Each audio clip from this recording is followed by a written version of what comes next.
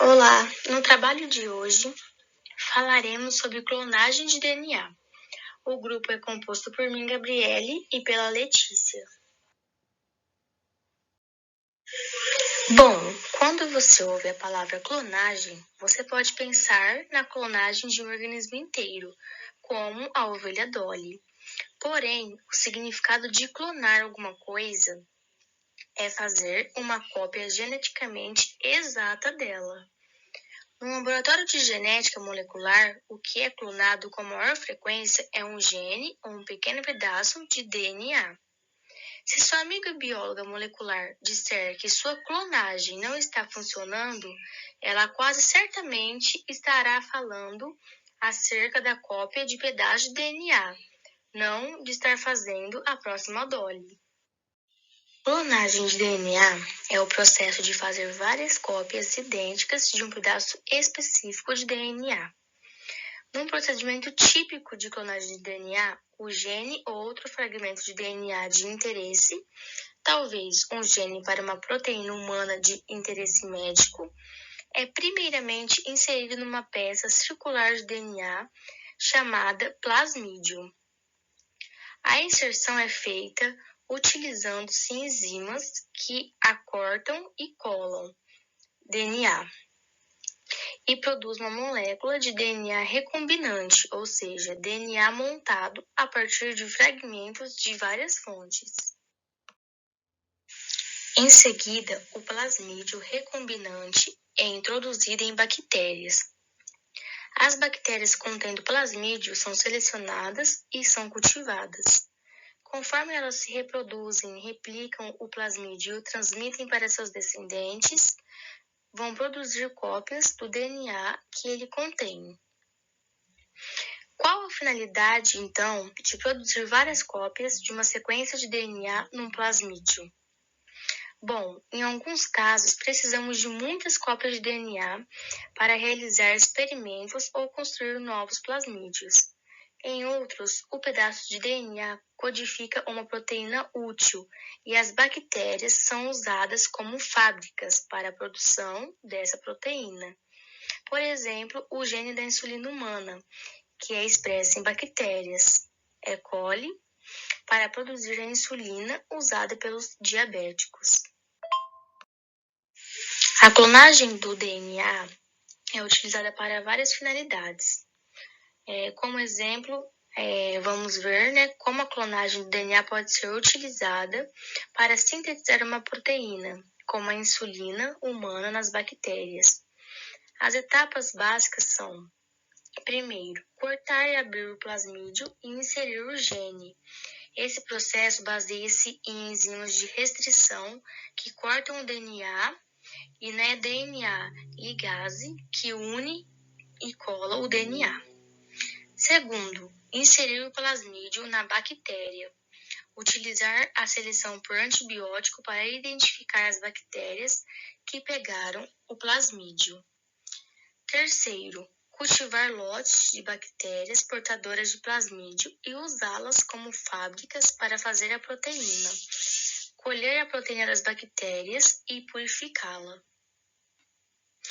Então, a gente vai dar uma olhada mais detalhada agora em cada etapa. Então, começamos agora com a etapa 1, que será cortando e colando o DNA. Como pedaços de DNA de diferentes fontes podem ser unidos? O método comum utiliza dois tipos de enzimas de restrição e DNA ligase. Uma enzima de restrição é uma enzima cortadora de DNA que reconhece uma sequência-alvo específica e corta o DNA em dois pedaços nesse sítio ou próximo a ele. Muitas enzimas de restrição produzem extremidades cortadas com saliências curtas de fita simples. Se duas moléculas tiverem saliências correspondentes, elas podem parear bases e permanecer juntas. Contudo, elas não irão se combinar para formar uma molécula de DNA intacta, até que sejam unidas pelo DNA ligase, que sela as lacunas do eixo do DNA. Nossa meta na clonagem é inserir um gene-alvo, por exemplo, a insulina humana, num plasmídio. Usando uma enzima de restrição cuidadosamente escolhida, digerimos o plasmídio que tem um único local de corte e o fragmento do gene-alvo que tem um sítio de restrição de corte próximo a cada extremidade. Então, combinamos os fragmentos do DNA ligase que os une para fazer um plasmídio recombinante contendo o gene. A próxima etapa a ser falada é a etapa 2, que é a etapa de transformação e seleção bacteriana. Os plasmídios e outros DNAs podem ser introduzidos nas bactérias como as inofensivas E. coli utilizadas em laboratório num processo chamado transformação. Durante a transformação, é dado um choque, por exposição a alta temperatura, por exemplo, às células bacterianas especialmente preparadas que as encorajam a incorporar o DNA estranho. Um plasmídio geralmente tem um gene de resistência aos antibióticos, que permite que as bactérias sobrevivam na presença de um antibiótico específico. Assim, as bactérias portadoras de plasmídio podem ser selecionadas em placas com nutrientes contendo o antibiótico. As bactérias sem plasmídio morrerão, enquanto bactérias portadoras de plasmídio podem viver e reproduzir-se. Cada bactéria sobrevivente dará origem a um grupo pequeno, como um ponto ou colônia de bactérias idênticas em que todas carregam o mesmo plasmídio. Nem todas as colônias irão necessariamente conter o plasmídio certo. Isso acontece porque, durante uma ligação, fragmentos de DNA nem sempre ficam colados exatamente da maneira que queremos. Em vez disso, devemos coletar o DNA de várias colônias e ver se cada uma contém o plasmídio certo. Métodos como digestão por enzima de restrição e PCR-RCP são comumente usados para checar os plasmídios. E a próxima etapa, que será a etapa final, é a etapa 3, que é a produção de proteína. Uma vez que encontramos uma colônia de bactérias com o plasmídio certo, podemos cultivar uma grande cultura de bactérias portadoras do plasmídio.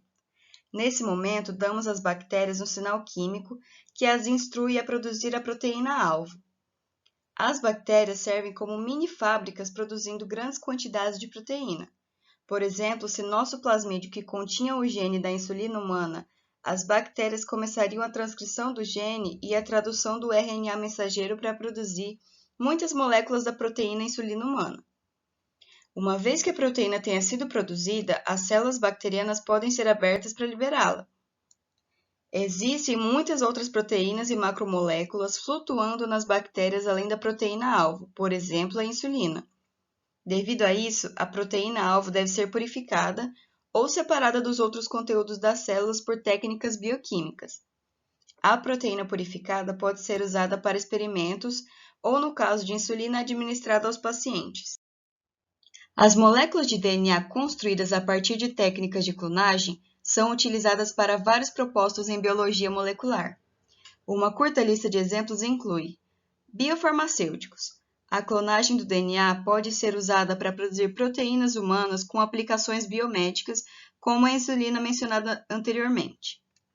Outros exemplos de proteínas recombinantes incluem o hormônio do crescimento humano, que é ministrado a pacientes incapazes de sintetizá-lo, e o ativador de plasminogênio tecidual, que é usado para tratar derrames e prevenir coágulos sanguíneos. Proteínas recombinantes como estas frequentemente são produzidas em bactérias. Terapia genética. Em algumas desordens genéticas, os pacientes não possuem a forma funcional de um gene particular. A terapia genética tenta fornecer uma cópia normal do gene para as células do corpo do paciente. Por exemplo, a clonagem do DNA foi usada para construir plasmídios com uma versão normal do gene que é não funcional na fibrose cística. Quando os plasmídios foram liberados nos pulmões dos pacientes com fibrose cística, a função pulmonar deteriorou menos rapidamente. Análise genética. Em laboratórios de pesquisa básica, os biólogos geralmente usam a clonagem de DNA para construir versões artificiais recombinantes dos genes que os ajudam a compreender como é a função normal dos genes no organismo. Estes são alguns exemplos de como a clonagem de DNA é usada atualmente na biologia. A clonagem de DNA é uma técnica muito comum usada numa enorme variedade de aplicações de biologia molecular. Muito obrigada, e é isso.